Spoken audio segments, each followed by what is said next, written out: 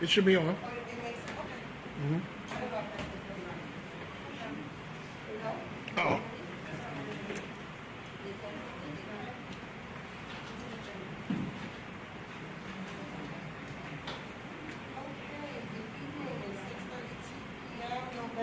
Tuesday, November 15th, now I can hear it, thank you, Steve.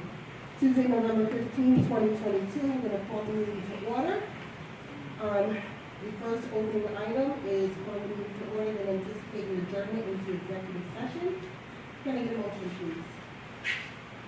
I move that we adjourn to executive session to discuss matters relating to being confidential by state or federal law, including seeking advice from counsel and collective bargaining negotiations and the employment history of particular persons, personnel matters, and employee records. Second. Wait, it's been properly moved and seconded. Is there any discussion? Hearing none, all those in favor? Aye. Any opposed? Any abstentions? Motion carries at 6:33 p.m. We are going into executive session. For the public, we expect to return at 8 p.m. Thank you.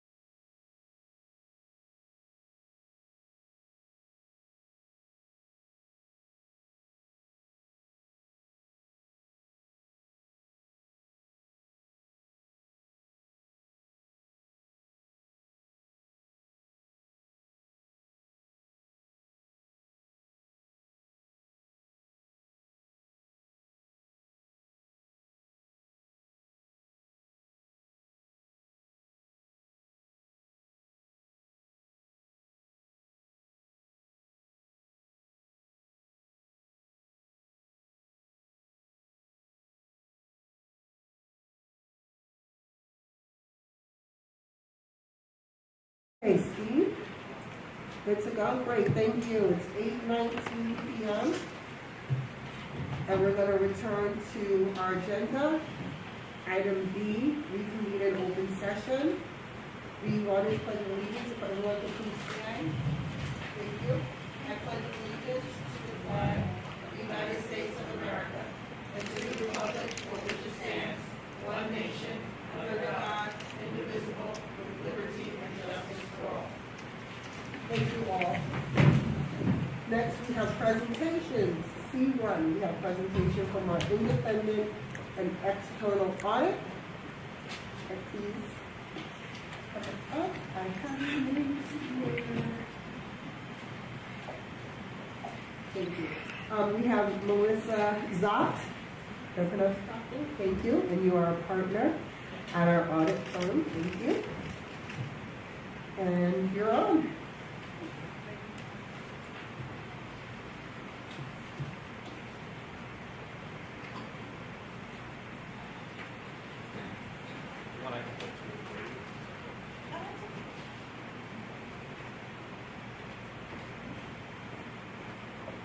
Hello, good evening. My name is Melissa Zott. I'm a partner with PKF O'Connor Davies, your external audit firm. I work on your external audit for fiscal year ended June 30, 2022. Scott Bowling is the engagement partner. Unfortunately, had a conflict for transmission, so I'm presenting on his behalf.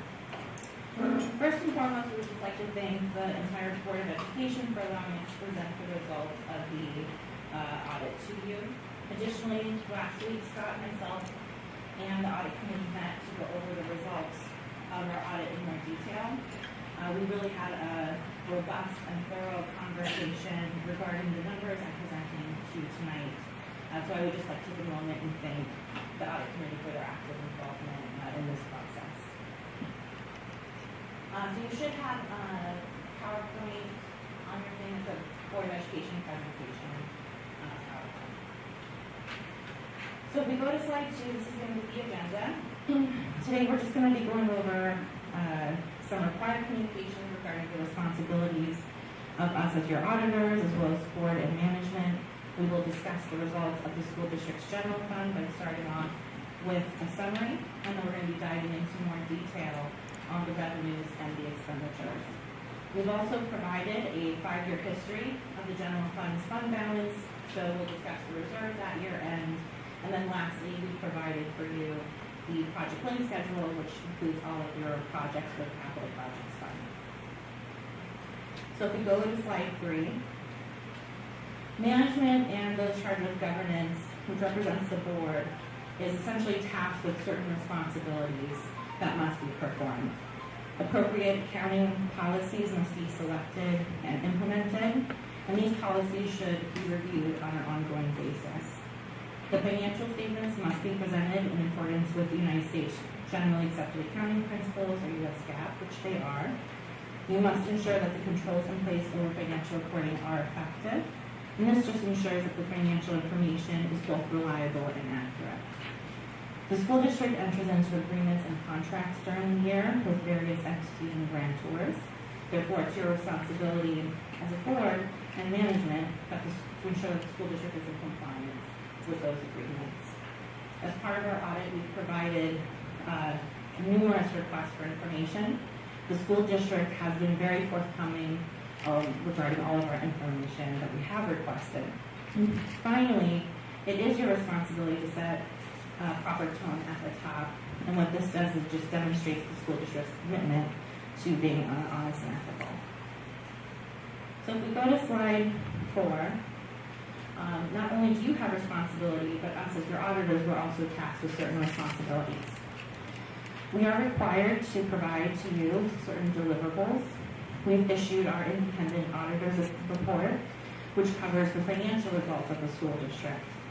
Your financial statement is about a 90-page document, which is the school district's report, but our independent auditor's report is really just the first 3 pages after the table of contents. We're very happy to report to you that the school district received an unmodified opinion, which is also sometimes called a clean opinion. It is the best opinion the school district could receive. In addition to the auditor's report, we also issue a yellow book report, which states that an audit has been performed in accordance with the Generally Accepted Government Auditing Standards. And this basically assesses internal controls and compliance issues. In relation to the Yellow Book report, we've also issued a report on compliance for each major federal program. This report is issued when a school district or entity has expended over $750,000 in federal funds. And as a result of our compliance audit, we did have findings that were specific to 2 grants that the school district operates. These findings resulted in the school district receiving a qualified opinion specific to the single audit alone. And again, the committee discussed these at length during the audit committee meeting. We also issue a report that includes required communications to those charged with governance and a management letter. And lastly, an extra classroom report, which basically provides activity within the students' clubs. We are required to communicate any fraud or illegal acts that came to our attention during the audit. As you know, there was an incident that occurred during the year that was caught by the school district's controls that were in place, the positive pay, and that was immediately addressed. The board and the audit committee are fully aware of the situation, and as far as we understand, there's no other instances of fraud or illegal acts that came to our attention during the audit. We did not encounter any significant difficulties during our audit, and there were no misstatements or adjustments that remain uncorrected. We did not have any disagreements with management, and as I mentioned previously, they were very helpful and forthcoming with all of our information that we requested. As far as our time frame at the bottom, we did come out here for prelims in June, and then we came back out in September to wrap up the field work, which was the auditing the ending balances. So if we go to slide 5, we'll move on to the results of the general fund. So here we provided for you the summary of the general fund. First column is your original budget. Second, original budget is the budget voted by the voters. It was adopted and includes any encumbrances that were rolled over from the prior year. Your second column is going to be your final budget, and that includes any budget amendments that were made during the year or any budget transfers. Your third column is your actual results. Then you have your encumbrances, which are your purchase orders. And the last column is going to be the fluctuation or variance between those two. So let's go over some numbers. The school district anticipated receiving $71 million. That's your revenue line. But as you can see in the actual column, revenues came in at $72.4 million. This resulted in a positive budget variance of $1.47 million.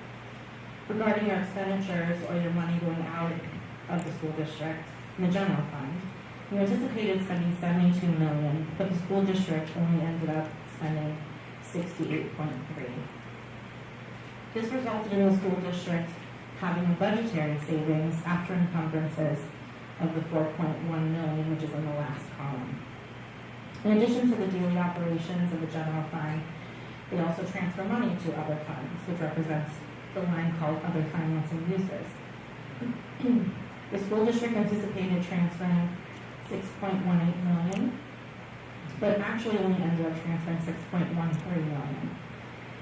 So if you look down at the next line, net change in fund balance, you can see that the district expected to use up $7.3 million of fund balance.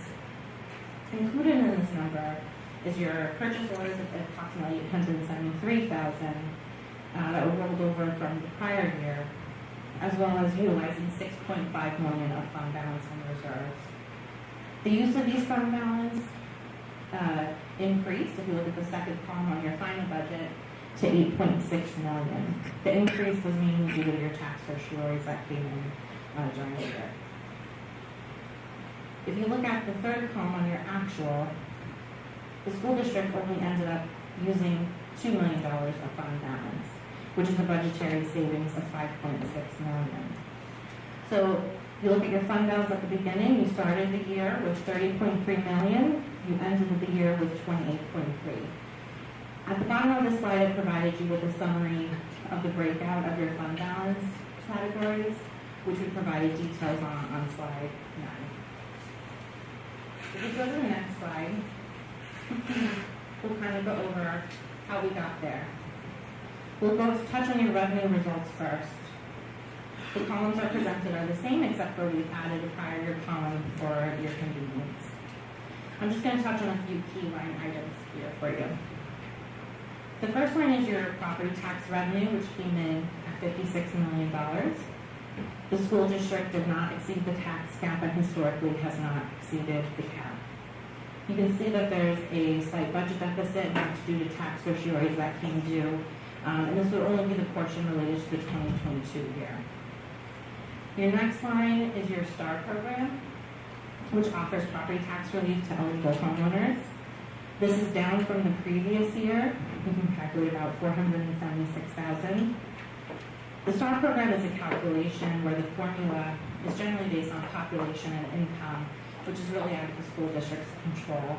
We have seen a downtrend amongst school districts in the 2022 year, so this would be in line with that.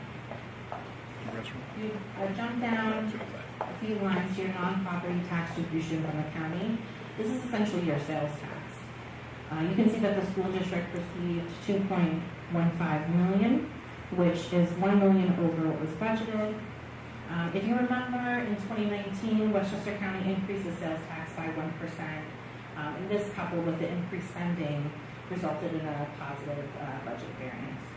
And it's, again, consistent with other New York State trends. Your next one I want to touch on is your charges for services. This basically represents your district's out-of-district tuition and health services that were provided during the year. If you look, the revenues came in about $651,000 better than what was budgeted, and about $100,000 better than the previous years. The increase is mainly due to the increase of the number of students from out-of-district. Let's jump down several lines to the state aid line. This is about 8% of the school district's budget relates to the funding provided from the state.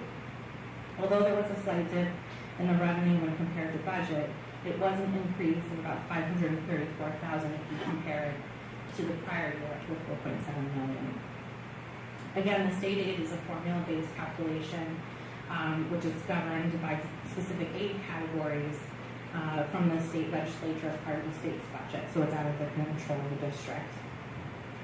To finish off the revenues, I just want to point out the federal aid.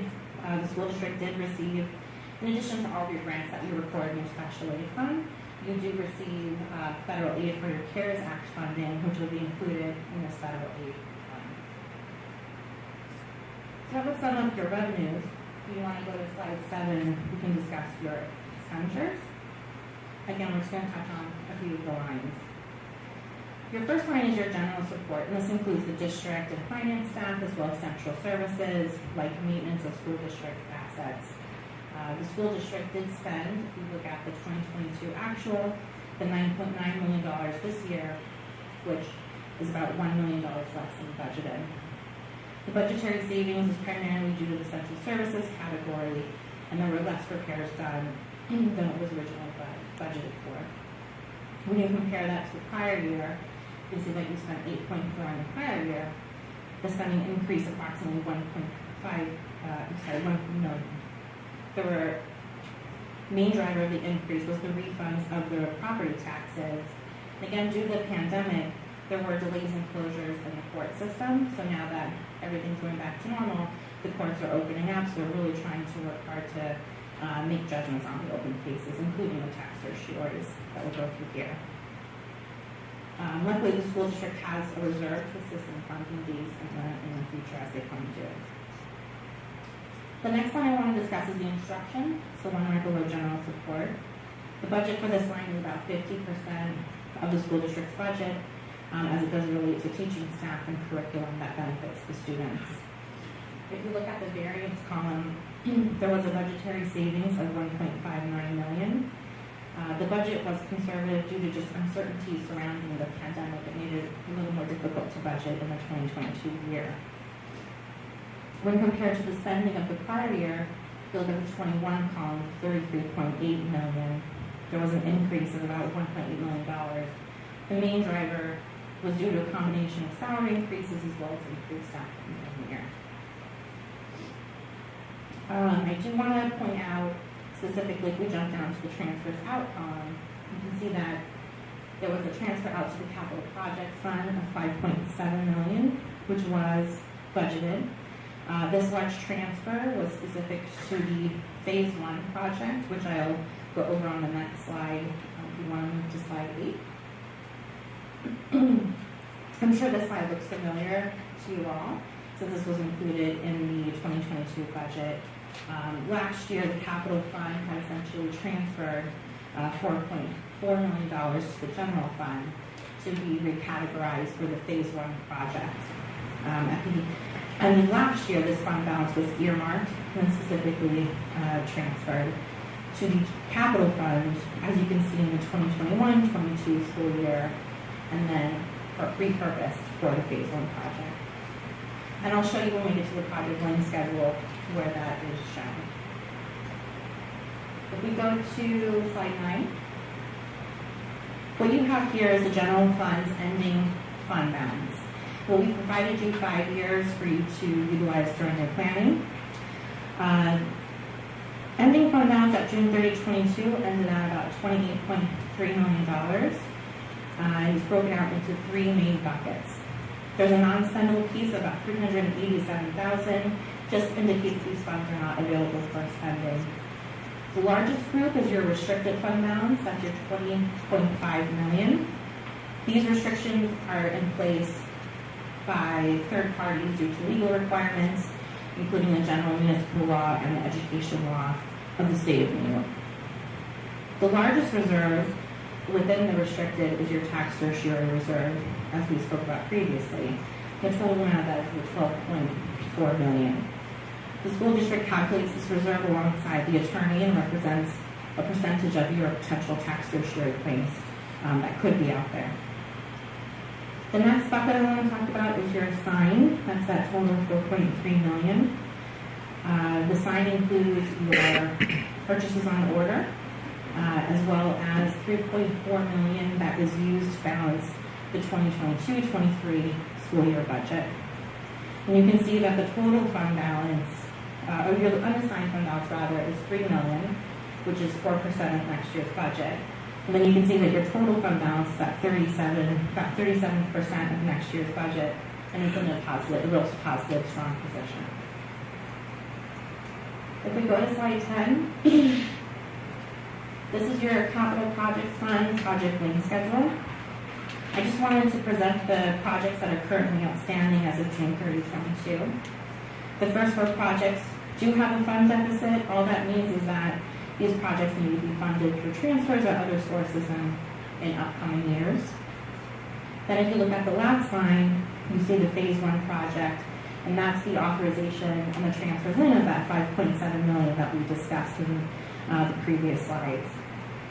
Your entire ending fund balance, if you look at the last column there, is $5.46 million, and this is all restricted to be spent on capital projects. That's the end of our presentation regarding the fiscal year end. If there are any questions at this time, I'd be more than happy to take them. Thank you so much. Trustees, are there any questions? Trustee Pineda? So, that's kind of loud. Why do we fund so much in tax certiorari? I remember there's a benefit to doing it that way. Could you explain that to the public?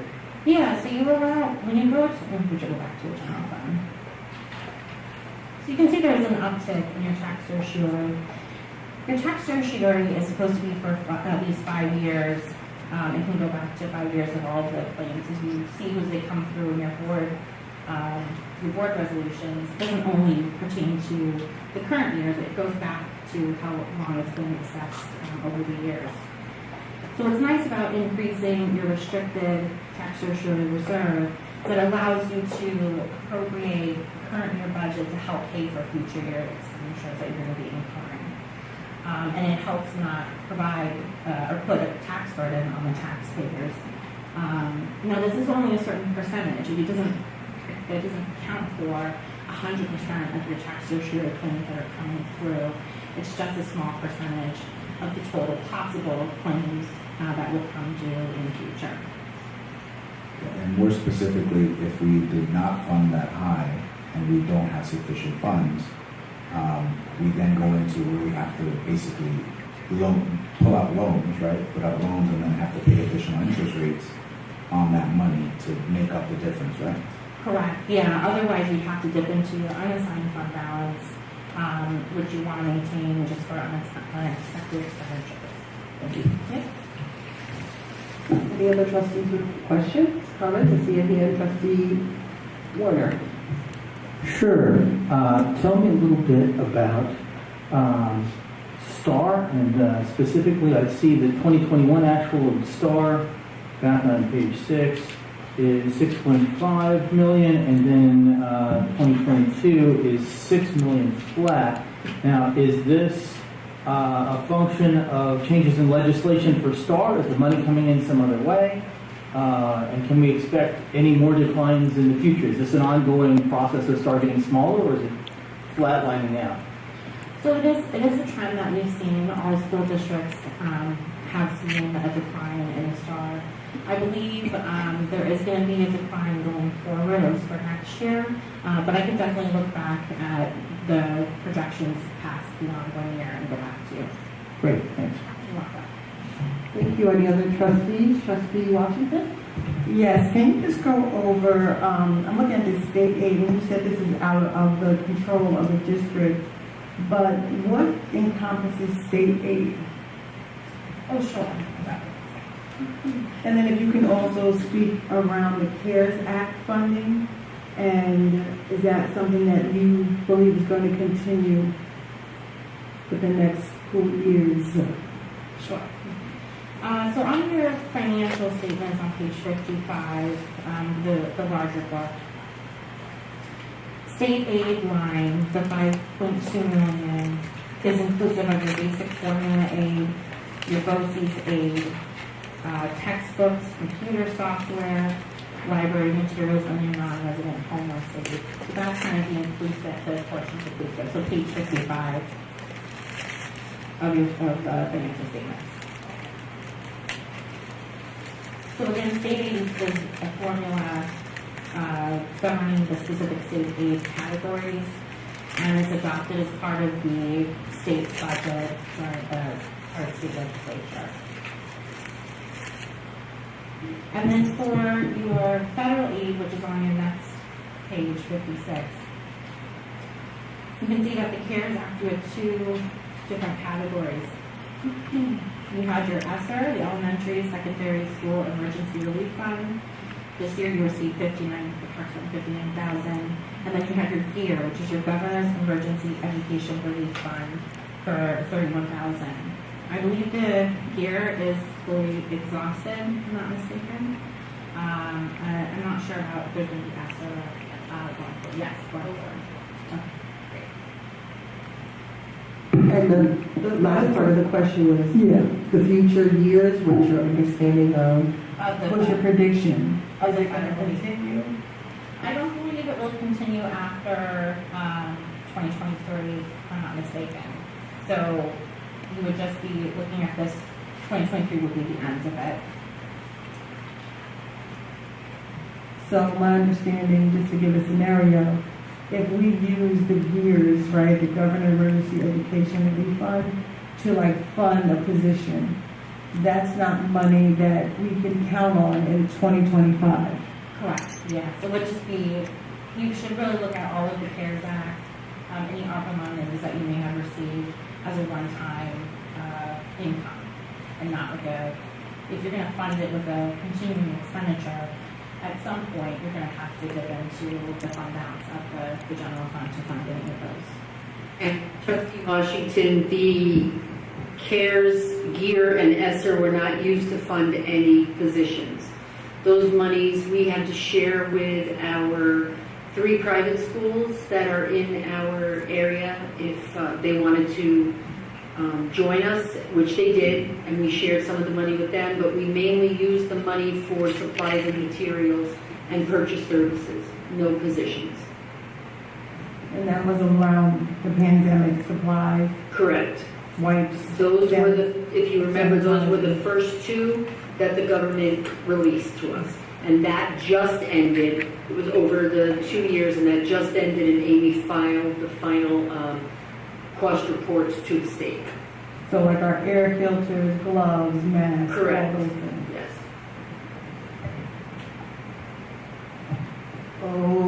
Okay, do trustees have any more questions? I did have a couple of questions. On your audit committee, it's actually great hearing it the second time around again. Trustee Washington may be happy to know, one of the things that came out of our audit committee meeting was actually a request that we get a breakdown, not from the auditor, but from our business office of grants, federal and state, our tax dollars and where those go, so we can make that request from the audit committee. But there were a couple of things that I did want to ask you. You mentioned on the financial report the first 3 pages you guys did? After the table of contents, correct. Right. So who then did the other 90 pages? So we assist with the preparation of the financial statements, but the first 3 pages are essentially our responsibility. The remainder of the report is the school district's responsibility, as we talked about, and during the Right. the short story. Well, so no, this came up actually after with one of the members of the audit committee had inquired. So you're saying that, did you put this together, Ms. Raymond, the other 70? No, we assisted with the preparation of the rest of the remainder of the report. But as far as the responsibilities, we're responsible by the auditing standards to provide this 3-page independent auditor's report. And then we assist with the preparation for the remaining 86 pages. Okay, so that actually came up, so maybe just for the future, I'm looking at my audit committee chair, maybe we can look into that and maybe talk to the auditors about how that works, because it was questioned, the fact that someone else, a third party, is supposed to put together the rest of the report. So we can provide assistance with the preparation. Okay.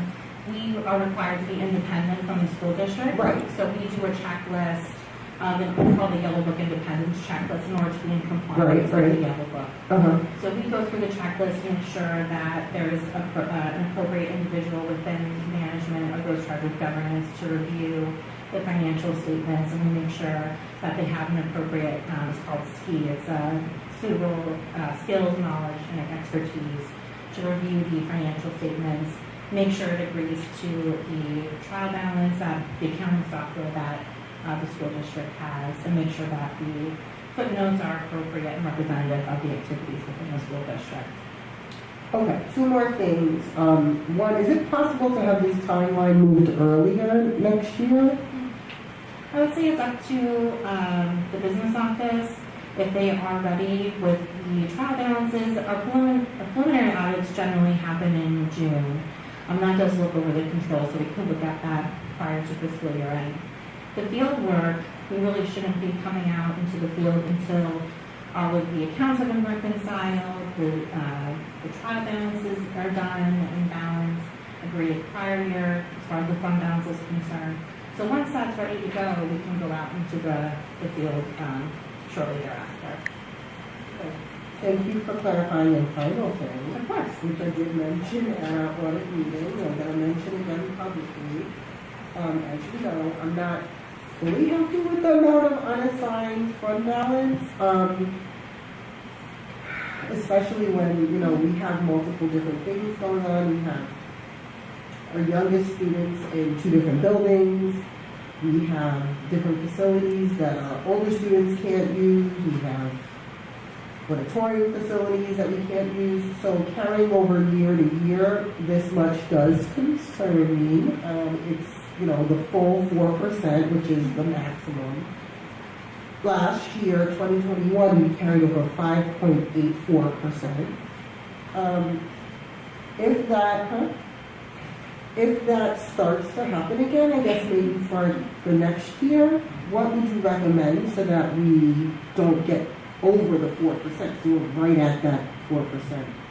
I mean, let me go to the project link schedule, so I think that would be important. You can see in the project link schedule, you really just have the phase 1 project. That's the larger project. There are a lot of capital projects that the school district can improve upon, as you know. So what you could do is start approving general fund monies to be transferred to the capital projects fund to start working or rehabilitating other buildings or any sort of rehabilitations that need to be done at the school district. What helps too is that the school district does not have any debt associated. So a lot of these projects are being funded with your current budgets. We would designate fund balance to be utilized for future capital projects. But it's really trying to go through what upcoming projects we want to have at the school district. Maybe we could reduce part of the borrowing by utilizing reserves for your capital projects fund. So you don't have to go out to borrow for as much. You can utilize the general fund balance to help fund your future projects. And I'm glad you mentioned debt. I said I only had 2 things, but here's a third. In the audit meeting, I learned that most districts do carry a certain percentage of debt. And do you remember what that percentage was of their budget? I believe it was 7. It isn't nothing. 7%. Okay, so 7%. If we were to carry 7% of our, that's almost $6 million, right? I believe it's of the taxable Oh, okay. assessed value. I'll get the appropriate information to you as well. I know I can handle it. Okay. So it sounds like we've been very fiscally careful for many years. Correct. Yes, I don't think there aren't many school districts that don't have any, that are not carrying any debt on the financial statements. Okay, awesome. Thank you. You're welcome. Any other questions from trustees? Hearing none, thank you for your report and your time. Okay, trustees, let's move forward in our agenda to the next item. Next item are our committee reports. In the agenda, you'll find the committee reports that we're expecting to hear from. If your committee's not there, please don't be frustrated. That's just that I didn't anticipate hearing your report, so please forgive me. First on the list would be the audit committee. Yes, trustee Ballard? Nope, I just wanted to say thank you to Ms. Zott for the report tonight. I'd also like to state that the next meeting of the audit committee will be Monday, November 28th at 4 p.m. at Woodlands Middle High School. The room will be confirmed on the website posting. Most likely it will be the Philo Center. I'd also like to state that on Wednesday, November 30th, the Governance and Policy Committee meeting will meet. Governance and Policy Committee will meet at 7:30. The room assignment will also be posted on the calendar if you get closer to the date. Thank you. Thank you, trustee Ballard. Is there a safety technology report? Sure. So first thing for safety and technologies, I just want to announce the date of our next meeting, which is Wednesday, December 7th, 5 p.m. to 7 p.m., and that will be in the Woodlands Middle High School Innovation Lab. All right, on to the agenda. We met on Thursday, November 10th from 5:30 p.m. to approximately 8:33 p.m. at the Woodlands Middle High School Innovation Lab. The meeting was called to order at 5:36 p.m. In attendance were David Leese, Lisa Raymond, Dr. Christopher Macaluso, myself, Trustee Brown, Trustee Warner, and Dr. Iverson. During the open session of the meeting, we performed the election of the committee chair. I was elected committee chair again. We also adopted our previous meeting minutes. If anybody recalls, the previous meeting had occurred in June, so we reviewed what occurred during that meeting. We lightly touched on committee charges. We have not established what those committee charges will be as of yet. As of now, we're proceeding with the ones from last year, but we need to talk to the superintendent and align that. Number 4, we talked about safety. We talked about the conversation that's going on in terms of an emergency management system. We touched on, at a high level, there are 3 solutions that have been brought up as potential solutions, but we agreed to table that item until after the proposed security audit that the district will be looking into, because that may influence the decision as to which management system, etc. Item number 5, security. We got an update from the superintendent on what happened during the conference day professional development. An overview refresher training was held in terms of general security practices with the staff. Again, I just mentioned that the Board of Education did request a safety audit, so planning is in progress for that. There was also a conversation around radios. In particular, there's a need to refurbish the radios. They are pretty old, as well as the new models would allow additional functionality such as greater transmission and potentially even work between buildings. Our current ones do not. We also talked about the potential of looking into additional cellular boosters or towers for deployment on the Woodlands Middle High School campus. From there, we talked about technology, specifically the GCSD website, staffing around that in terms of updates, as well as a proposal to rebuild the website. We suggested as a committee that the CECC potentially be used as a conduit to provide feedback to the website implementation committee. And the thought process there is, the website implementation committee has a thought process to what has to happen, etc. But we would like to ask the CECC to also solicit feedback from the community to make sure, provide some input. Maybe we're missing something. So more details on that, I'll send to you, Trustee Thomas. We also talked about the daily support and the maintenance of that revised version of the website, how that would work, etc. Again, this was all high-level talks. We then received an update on the status of the one-to-one device program, as well as updates on the possibility of an insurance program for the devices, since we have had a large portion of our Chromebooks that have been damaged. We also talked about accountability protocols, as well as policy and agreement updates that are still in flux, as well as the current status of our fleet. It was brought to our attention that we do have a large portion of those Chrome devices that are in need of hardware lifecycle management replacement. So what that is when you're dealing with hardware, all hardware has a life cycle. So you go out and buy a laptop, after about 5 years, it's out of warranty. So what ends up happening is you go through this cycle where you age out the oldest hardware and replace it with newer hardware so that you're always having hardware that's supported when it's being used by faculty, staff, and students. We also touched on the board website, the historical purpose behind the board website, and the future of the site. No determinations were made at this time, but we just started the conversation at a high level so that we can determine in the future and make a recommendation to the BOE as to what to do with the board website. Under new business, we touched on network infrastructure updates that are going to need to happen.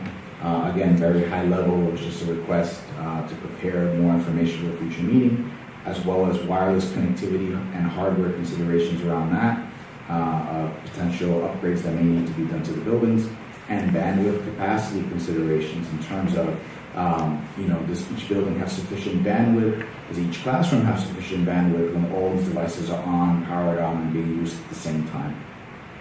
A request was also made that in a future meeting we discuss the student transcript process and how that occurs, so that we have a little more clarity to see if optimizations can occur there, etc. At that point, we closed the open session of the meeting, and we started the closed session of the meeting that started at 6:32 p.m.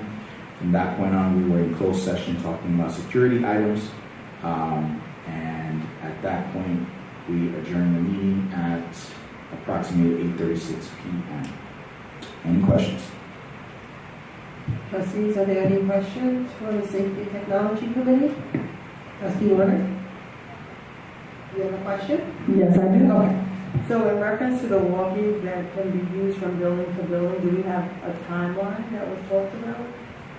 So as of now, there is no timeline. That was the first time we heard about the request. So the administration is looking into that and getting quotes, et cetera, et cetera. They will provide more information in the future. Okay, because that should be something of urgency. Also, in reference to the walkies that go from building to building, just a request, what about the earpieces so that everyone can hear the conversation between? So I didn't go into that level of detail because I was trying to get a high level summary, but it was mentioned that as part of the request for the new radios, they would be looking into supplying headpieces for everyone that has a radio. Because I know that they used to have that, so there's one where that went. So thank you. Okay. Anyone else?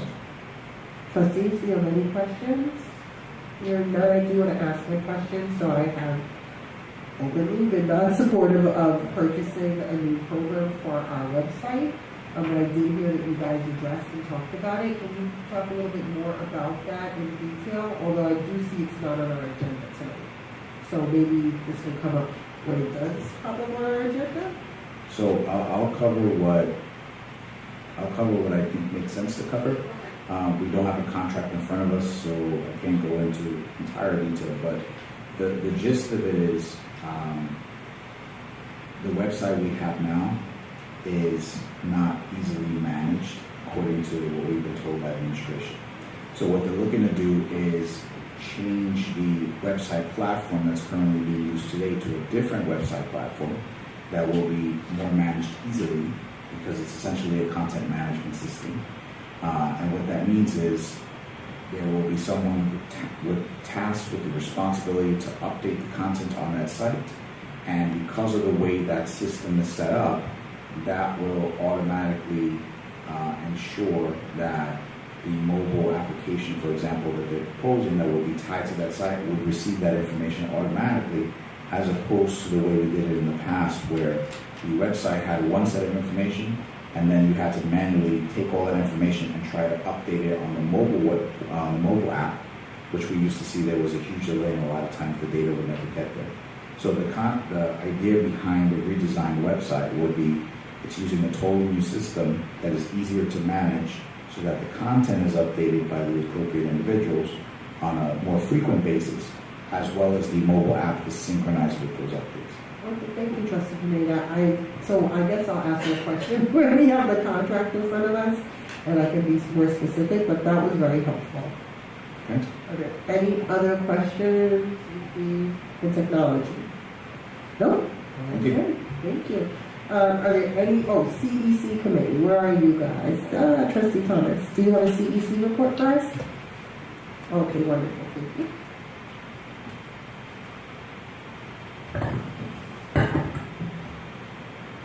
The Community Engagement and Communications committee met on November 7th, 2022 at 7 p.m.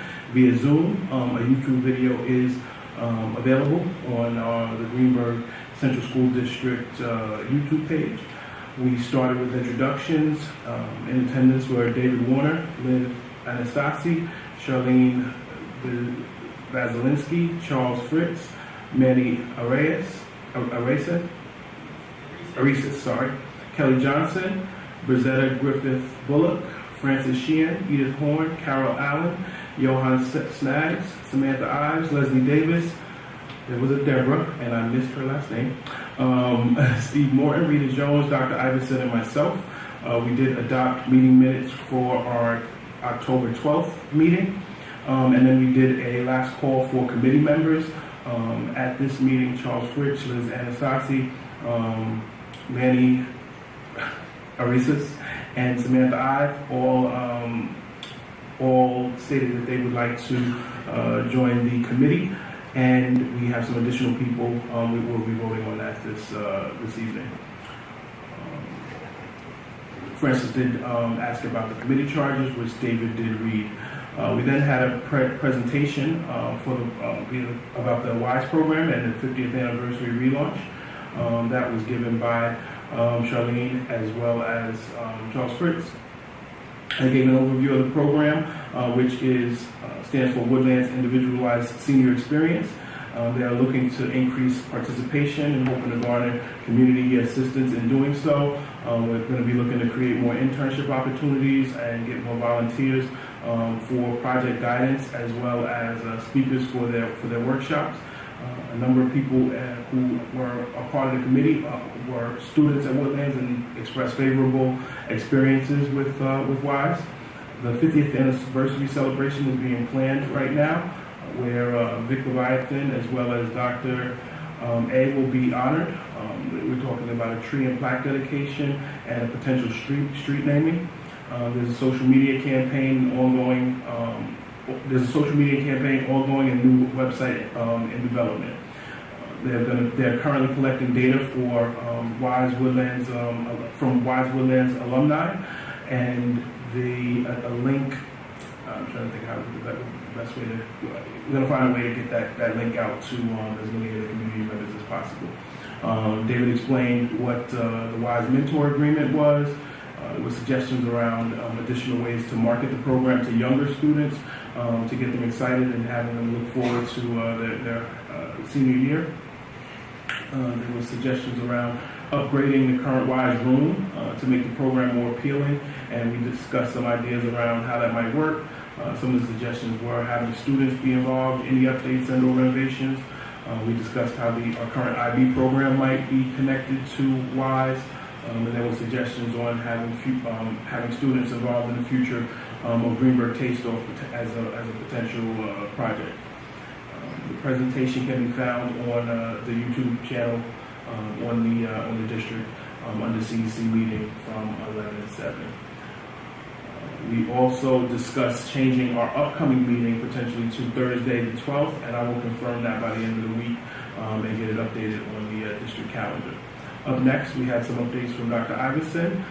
We discussed marketing the district in ways that will help bring more students into the district.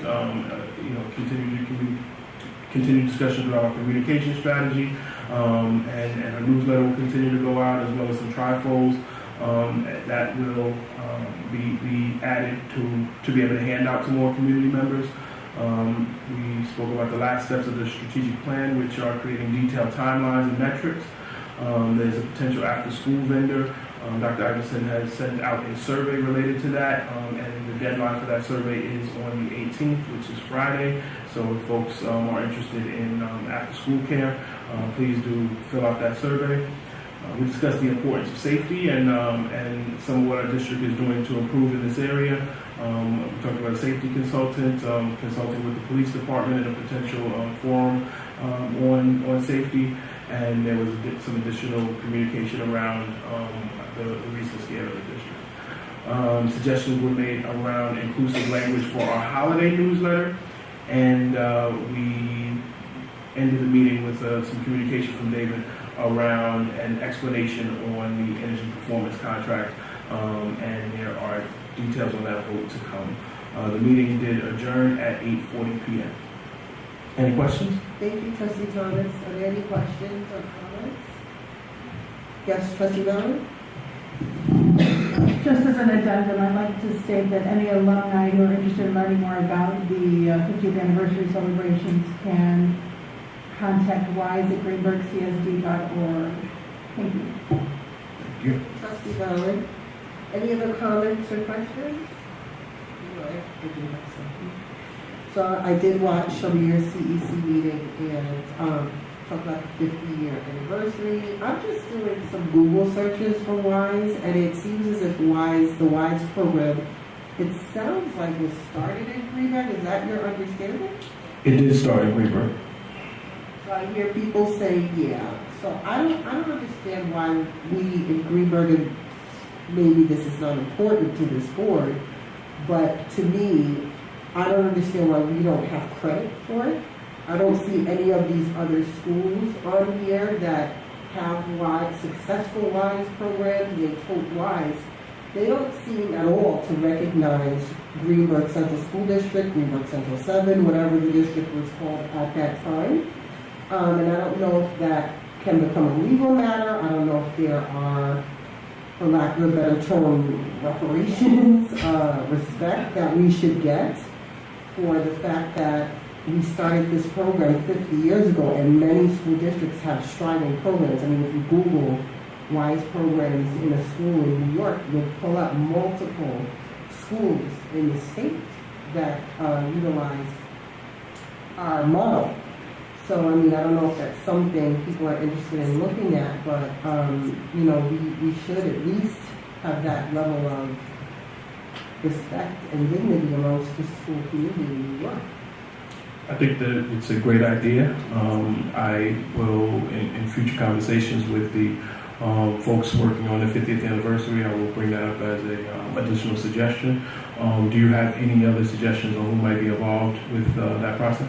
Well, I think that our administration will have to agree to that, of course. Of course, we would talk to council maybe for advisement on how to look into maybe documentation that we started the program, and asking schools to at least recognize that in their history, because they all have these wonderful pages on their WISE program. They're about it. None of them said it started at Woodlands High School or Middle High School, Hartsdale, Greenberg, nothing. There's nothing referencing our district whatsoever. I don't know, but it definitely would have to be something that the district wanted to move forward in doing. Thank you. Okay, are there any other comments, questions, Committees. So the Education and Wellness Committee will be meeting on Monday, November 21st at 6:30 at Highview. So Trustee Mayor, I did ask for a flyer to go out, but I was told that a flyer is not able to go out. Is that a policy from the board? A policy? No. Okay. A flyer. Well, I wanted a flyer to go out to the community, letting them know that there's an education and wellness meeting, and I was kind of like told that a flyer can't go out. So No. just so the community knows, I tried to get more communication to you. So I am going to say, Dr. Macaluso, can we do a phone blast? No, why can't? Yeah. So Dr. Anderson, I guess. Oh, Dr. Why were you told to fly to that environment? Oh, I put flyers all the time. okay. Okay, so let's solidify that. We're going to have a flyer go out. Please A acknowledge it. flyer and a phone blast and a text message, so so we can try to get everyone, because the reason why is because it's the holiday and everyone wants to go home and cook. So we're really hoping to get people to come out to hear about our wonderful data and our education of Greenberg and our wellness. So please come out on the 21st. Flyer is coming. Thank you very much. Thank you, Trustee Washington. Okay, any questions, comments, concerns about committees? Yes, Trustee Warner? Sure. The next meeting of the Finance and Facilities Committee is Thursday, that's this Thursday, 11/16/22 at 6:30 p.m. at Woodlands Middle High School Innovation Lab. There'll be a Zoom subscription link on the online district calendar. We'll also forward it to anybody who's by email who is a member of the committee. So you can participate either in person or online. And we are moving forward, and we have a lot of projects that are in process. So this is an interesting time to visit the committee. Thanks. Just one quick, did you said Thursday, but it's November 17th, right? Well, let me check. So just clarifying that for the community, it's Thursday, November 17th. It's definitely Thursday. It's definitely Thursday, but it's Definitely November Thursday. 17th. Let's check. You're right, 17th. Awesome, okay, so we'll see you on Thursday, online or in person. Yes, Trustee Allen? Sorry, Trustee Washington, can you just repeat for me one more time what time the meeting is on Monday, November 21st? 6:30. 6:30. Okay, 6:30 at Highview. Thank you. So that's another good question. Dr. Macaluso, are we going to have the capability of having it on YouTube if people want to see it? I believe we are setting that up as We well. are? Okay, great. So and it will be on YouTube, but please come out. Trustee We Washington? prefer you to come out. Trustee Washington or Dr. Macaluso, for clarification, the meeting is going to be on data? You said? Yes, we're going to. You want to say something, Dr. Macaluso? Go ahead. No. So we had planned to provide an overview of our 3-8 ELA and math assessment results from last spring, as well as we will be giving a short update on the SEL committee work. I'm so happy you said that, because I was going to ask you to give some sort of an update, because those of us not on the committee have no idea what's going on. There are parents that have varying levels of communication with one another, that have some concerns, and are repeatedly being told there's SEL work being done, but no one, in the parent groups are hearing what exactly is happening. So parents, if you're interested in social and emotional learning, please tune in to our Educational Wellness Committee, or even come out in person. That way you can ask your questions and be heard. Okay? Thank you. Any other comments, questions, concerns? If not, we're going to move on. D2, Board President's Report. I'm going to keep it short and sweet. I'm just going to let everyone know that the board worked really hard on our retreat on November 5th, which was a Saturday morning. We were at the middle high school in the Innovation Lab. We worked together on communication. We learned that many of us have different personalities. Some of us are triangles, some of us are circles, some of us are squiggly lines, and a square or a rectangle. So bear with us as we all learn to work together. We are truly a board of diversity when it comes to personalities and work styles. So I just wanted to share that, and now next we'll move to the public comment section. Thank you all for being patient. It's now 9:15, and we have 2 people signed up for public comment. First is Ms. Tiara Stanback. And Ms. Stanback, you have 4 minutes. When you start speaking, our clerk will do the clock. Thank you.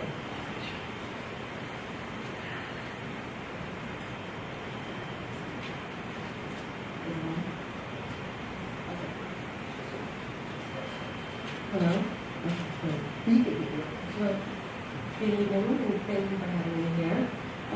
My name is Sarah Stanback. I am the president of the Greenberg Civil Service Organization, and I am here today on New York State SRP, which is School Related Professional Day, to acknowledge and thank our civil service family for all that they do.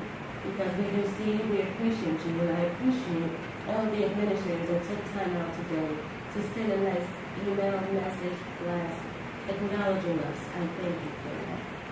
I'm also here to give you further insight into who we are and what we mean to the district. The GCSD members are the first to arrive and the last to leave. Some are here long enough to say both good morning and good night to you. We are the protectors, the healers, the heart of the district, known to make magic happen behind the scenes. We brought you through COVID. Our nurses worked late into the night calling parents about their children while tending to their own. They administered the tests many were afraid to touch. They calmed the frightened, they comforted those who feared the worst. Our custodians opened, cleaned, and sanitized our buildings. Our security staff secured our campuses, while most of the district worked remotely. Our clerical staff rocked it. Our bedrooms were offices, our living rooms became classrooms, and our children's rooms were sick wards, because while the world was dealing with the virus, so were we. But we remained at the ready for our students, staff, and our administrators. Our aides used their personal devices to connect with their students when nothing was available to them, because they wanted to help guide their students through these hard times, even though they were far apart. We have proven our willingness to go above and beyond, though we've been severely short-staffed. We have 8 security units for a building with over 40 doors. Safety is a concern. Clerical positions phased out, forcing one to do the work of 2, and the neighbors going home in tears and stress. Custodial positions vacated and never filled. Our children deserve a clean and sanitary environment. And people are leaving the district. They're making what the district has referred to as a welfare wage and cannot afford to stay. Some members wish they could be here tonight, but they have second jobs. Some have night jobs and third jobs, and they can only attend remotely or view this later on. New employees are earning more than existing staff because you do recognize the hardship of today's economy, and to attract qualified staff, you have to pay a livable wage, but there is no focus on retention. For example, our one-to-one aides are in need of consideration for the work that they do. They are the ones who chase the runners. They harness the immobile, they change the incontinent, and they speak for the nonverbal. Many welcome children into this district at ECP and are still with them when they cross the stage and beyond. They become family. Their salaries should reflect the work that they do and their importance in their students' lives. We've been working under an expired contract for 4 months now. And when the powers that be present to you what they feel we are worth, please don't settle for vague percentages and fuzzy math. Ask for dollar amounts and base them on a $20,000 a year salary and see if that puts things into a better perspective. This is merely one woman's opinion. Our members are worthy of respect, appreciation, and a livable wage. We are not only your employees, we are your long-time community members, we are your parents, and many of us are your alumni. So when they say it takes a village, we are a part of that village. We deserve a contract that reflects who we truly are, our value, and how much we mean to this district and our students.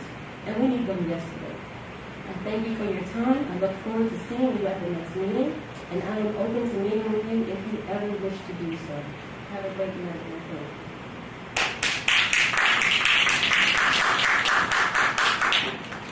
Thank you, Ms. Florida. Next, we have Manny Recess from Juniper Hill Civic Association. Oh, you left. I'm sorry. Okay.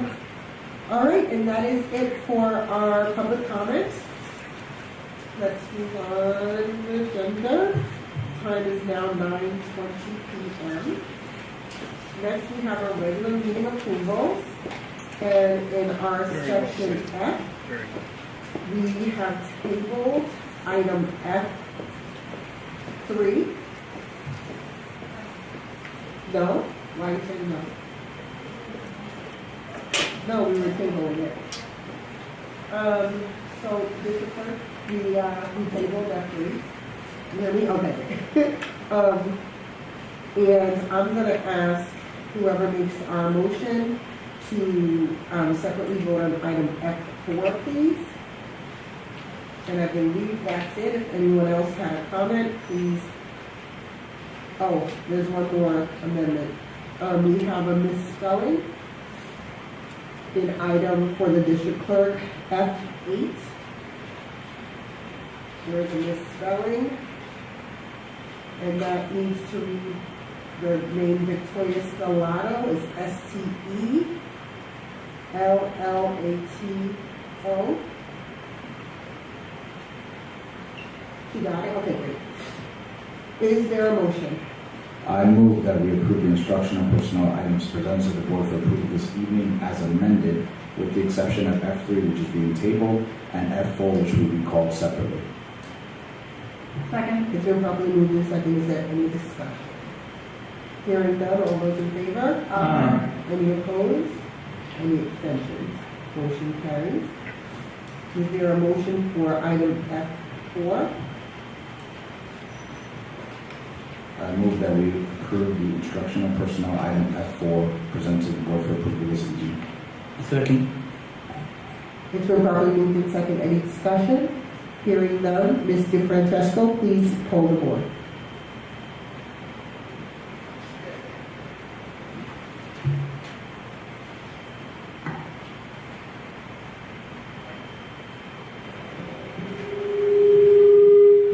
Jamal Thomas, Yes. Chris Allen, Yes.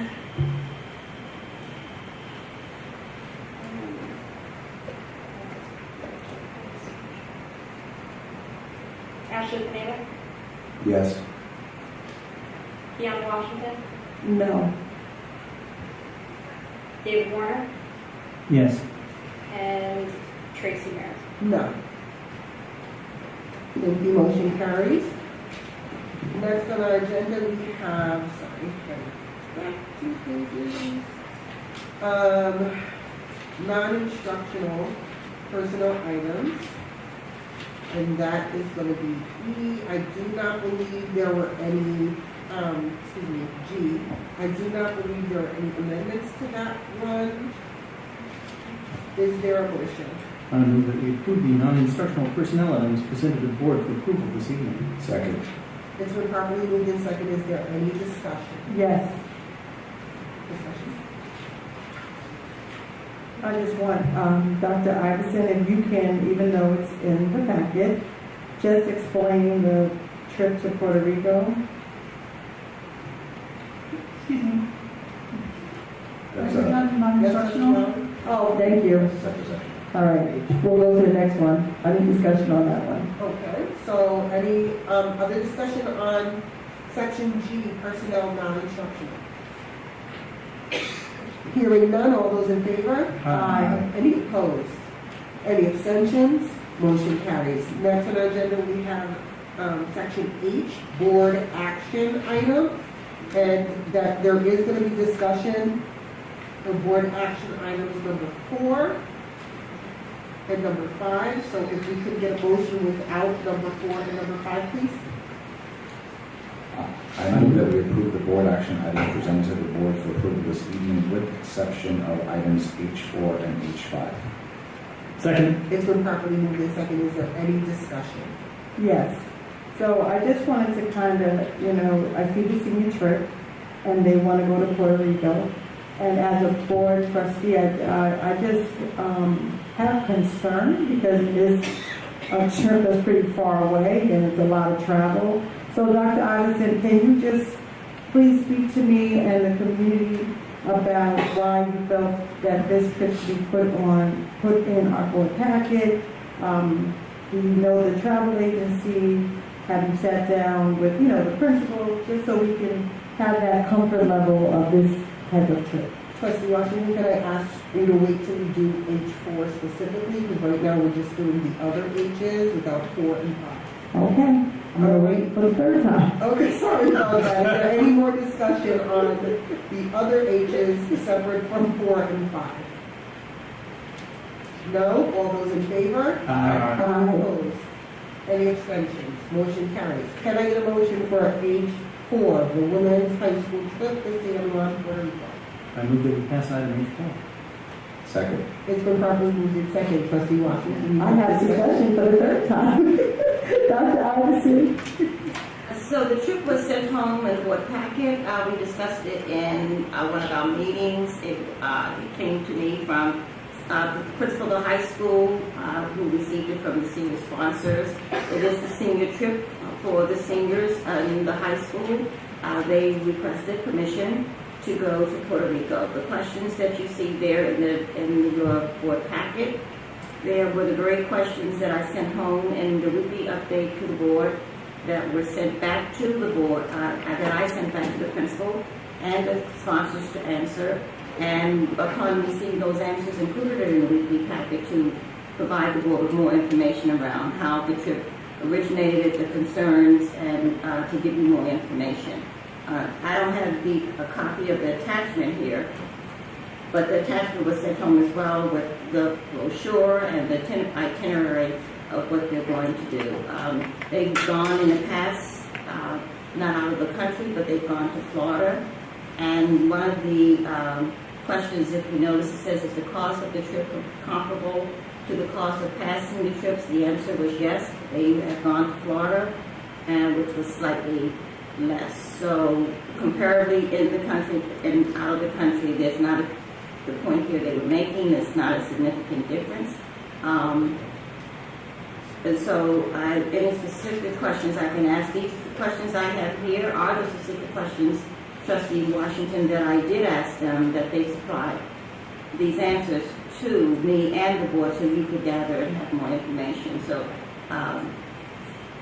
I guess my question is, as a superintendent, you're putting this in the packet because you are comfortable with our students going to Puerto Rico? Yes, I wouldn't approve it if I wasn't. And I also had that very same question to the principal of the school.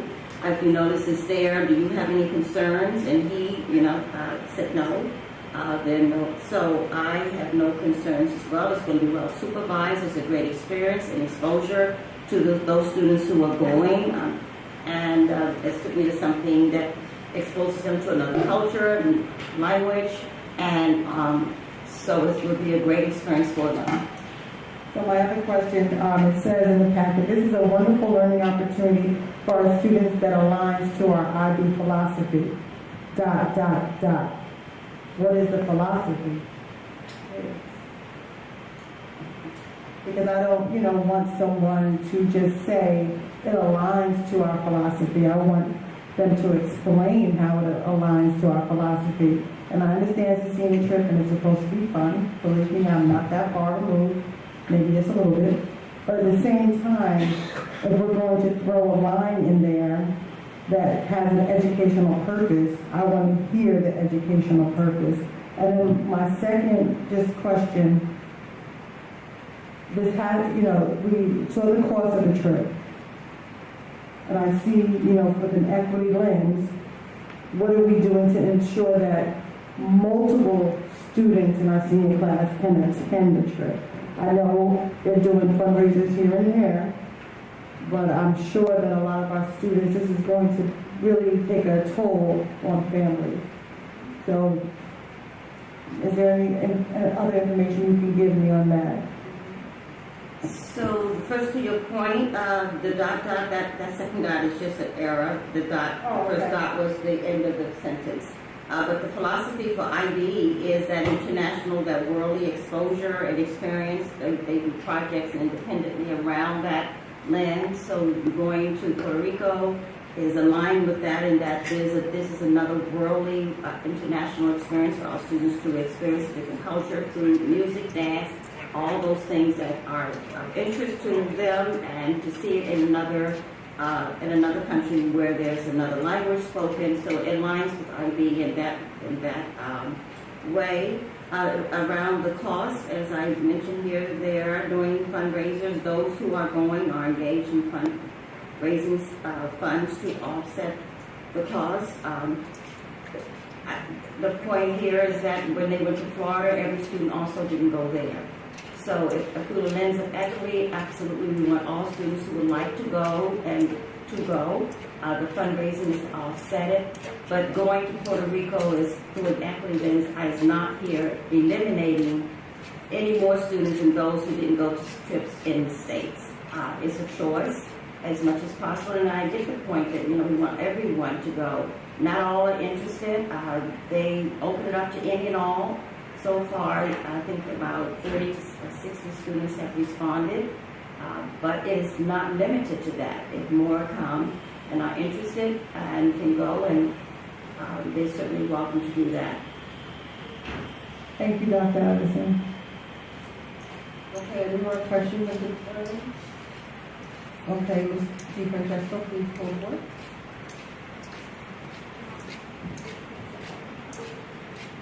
Jamal Thomas, Yes. Chris Allen, Yes. David Warner, Yes. Kiana Washington, Yes. Ashley Pineda, Yes. and Tracy Mares. Yes. Okay, next we have item H5, is there a motion? I move that we approve item H5. Second. It's been properly moved in second discussion.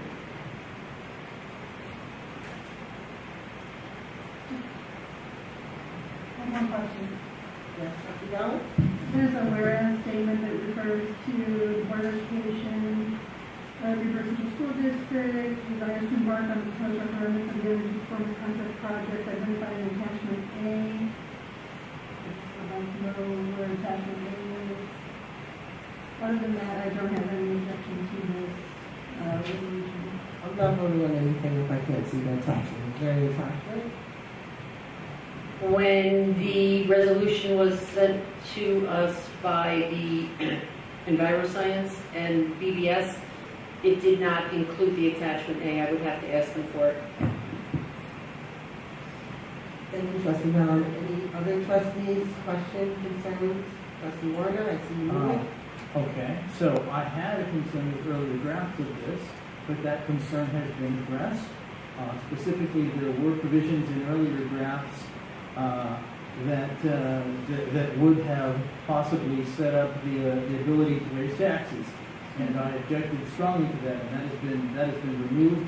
I believe the Assistant Superintendent for Business did a lot of conferencing with the bond council and finally got approval for what I see before me, and I'm satisfied with it. So that I no longer have an objection to that portion. That is the resolution itself. Wonderful, thank you, Trustee Warner. Do you know what attachment A is? As the I do not have attachment Yes, Trustee Gallo? We're referring to the secret, right? Yes. Yes. Okay, so I believe what Mr. Warner was referring to was actually item 6, the resolution for the special district meeting. And what I'm referring to the secret attachment. Oh, you're right. I believe,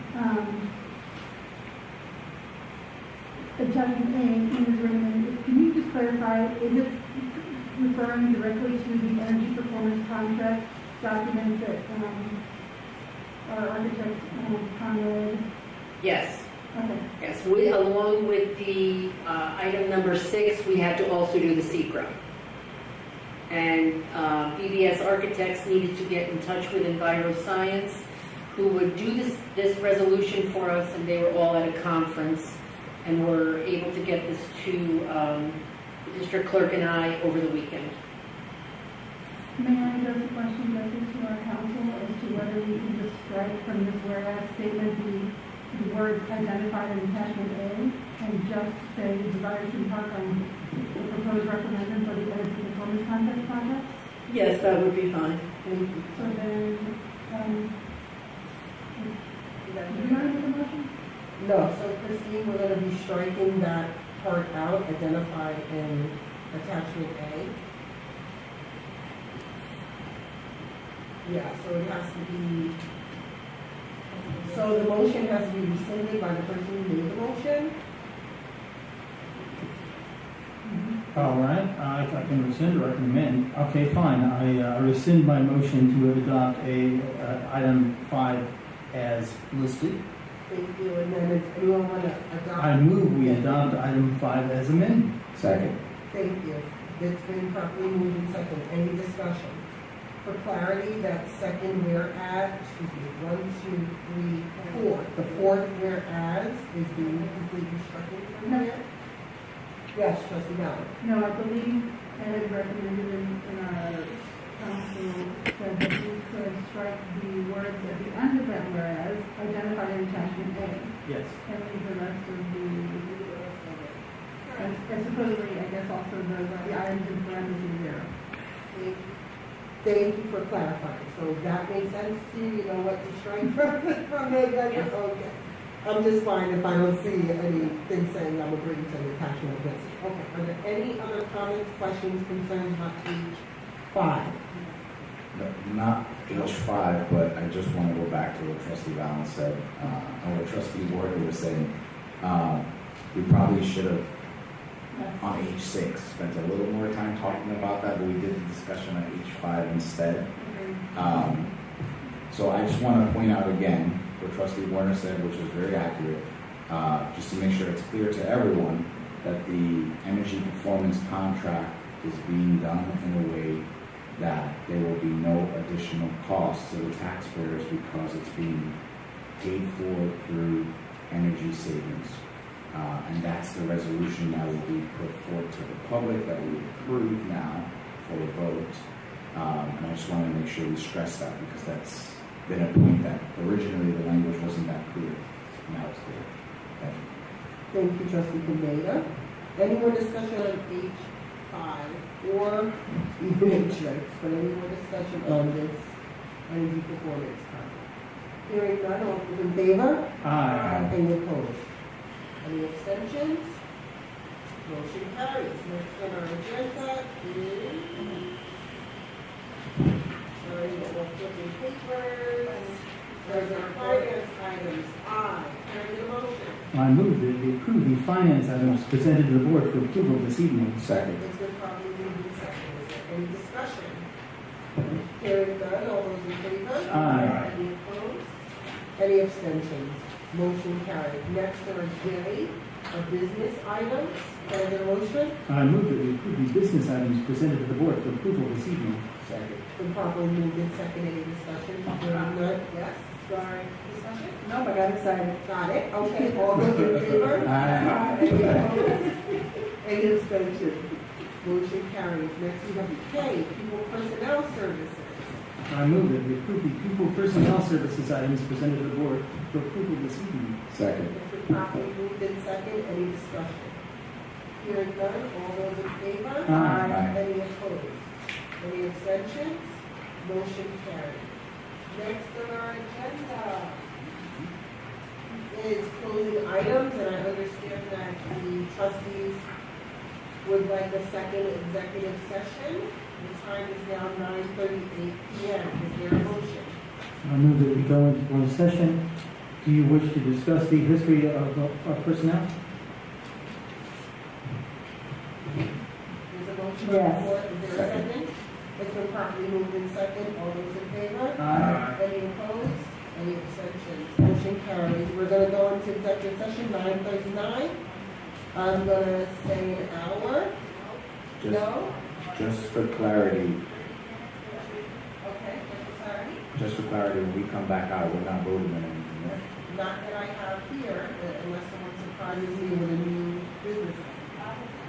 We'll So I go just want to make sure the public's clear on that, so We're not planning to vote on anything else. you can, I guess, watch the feed if you want, but nothing exciting will happen after this point. So I'm going to tentatively say a maximum of an hour. Okay. So we are in exec session 9:39 p.m. Thank you.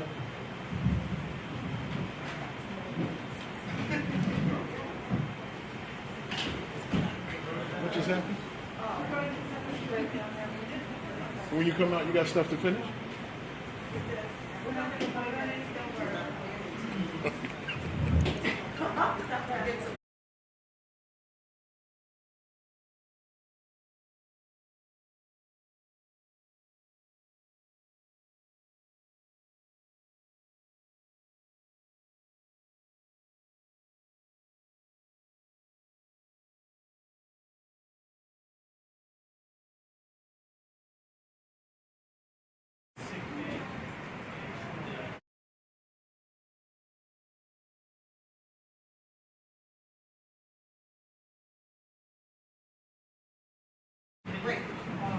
Hi.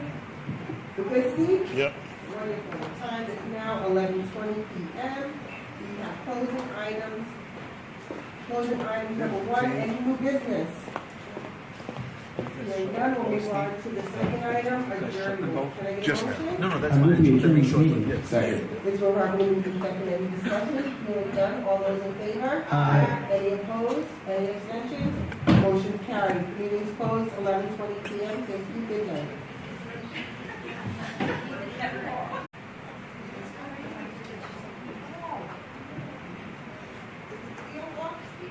Yes.